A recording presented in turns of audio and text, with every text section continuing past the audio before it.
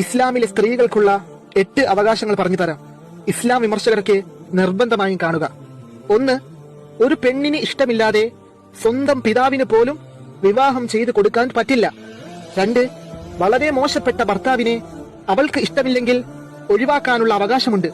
സൂറത്തുൽ ബഖറയിൽ കാണാനായിട്ട് സാധിക്കും. 3. പഠിക്കാനും വിജ്ഞാനത്തിനും അവൾക്ക് അവകാശമുണ്ട്. മറ്റു കാരണങ്ങൾ പറഞ്ഞ് അവളുടെ പഠനം നിർത്തരുത്. 4. അവളുടെ സാമ്പത്തിക ആവശ്യങ്ങൾ നിറവേറ്റേണ്ടത് അവളുടെ ഉപ്പയോ ഭർത്താവോ രക്തബന്ധമുള്ള അടുത്ത ബന്ധുവോ ആണ്. സ്ത്രീയെ സാമ്പത്തിക പിരിമുറുക്കമില്ലാതെ ജീവിക്കാനാണ് ഇസ്ലാം പ്രേരിപ്പിക്കുന്നത്. 5. പരമ്പര സ്വത്തിൽ അവൾക്ക് അവകാശമുണ്ട്. 6. സ്വന്തം പണം അവളുടെ മാത്രം ഇഷ്ടത്തിന് ഉപയോഗിക്കാൻ അവകാശമുണ്ട്. അവളുടെ സമ്പത്ത് അവളുടെ ഭർത്താവിന് പോലും അവകാശമില്ല. 7. സ്ത്രീകൾക്ക് തൊഴിലെടുത്ത് ജീവിക്കാനുള്ള അവകാശമുണ്ട്.